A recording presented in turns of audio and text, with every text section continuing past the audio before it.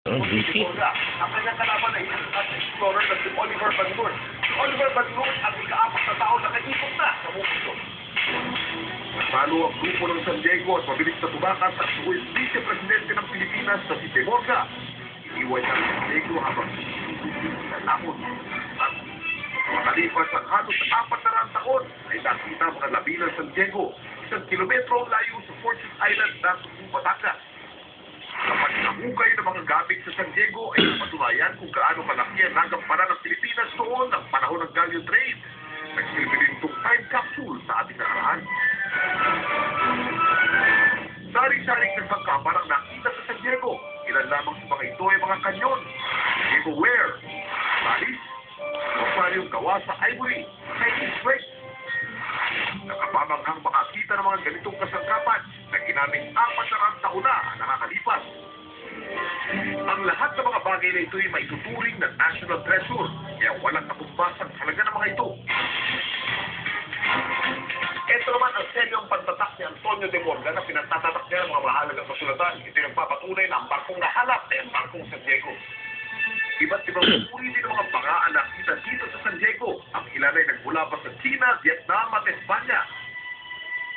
Nagsimula ang paggawa ng mga banga noong Neolithic period mula 5,000 to 2200 BC o mas kilala bilang the New Stone Age. Tapos pa invento ang paggawa ng mga banga.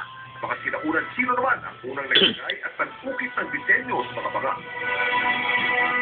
Ito naman ang Marsaban, Siamese at Spanish jars na nakuha sa barkong San Diego na ginagamit sa food preservation o pagpreserba ng pagkain. Ang mga unang taong naitalang gumamit ng food preservation ay mga Egyptian at Mesopotamian.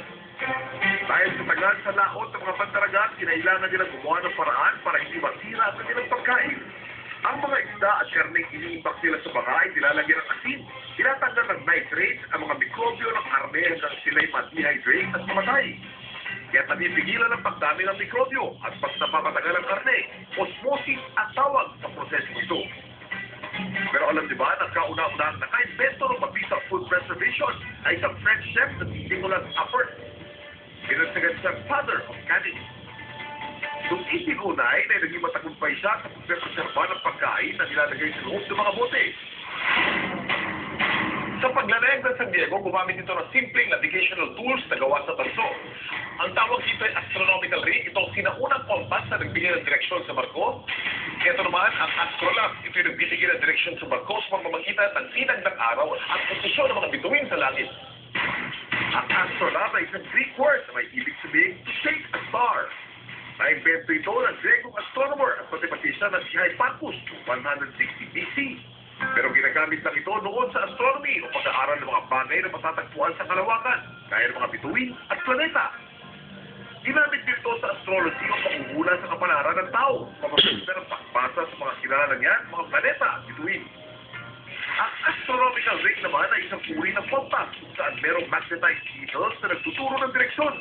Na-invento ito ng mga Chino noong 221 to 206 BC, panahon ng Qin Dynasty.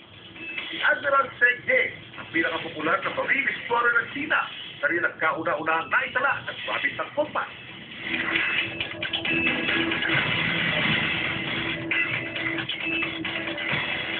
Ito ay isang Spanish cannon na kung tawagin ay saker at gawa ito sa tanso. Ang salitang cannon ay hango sa salitang Italianong canone, ang ibig sabihin ay mahabang tubo o long tube.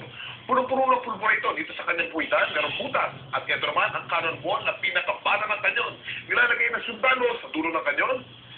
Sisindihan ang butas. Kahit ilang kilometro layo sa pool. Habang nasa loob ng cannonball, tinatawag itong potential energy o stored energy. Kapag naibudbud na ang gunpowder at sinidhan ng apoy, nagkakaroon ng combustion sa loob ng kanyon at ito gagawa ng puwersa para tumalsik ang cannonball. Ang potential energy ay magiging kinetic energy na, energy in motion. Ito naman ang isa sa pinakamahaba at pinakamabigat na kanyon ng San Diego. Ang tawag dito ay Demi Pulverin. Gawa ito sa solid brass o tanso at bigat na 2,288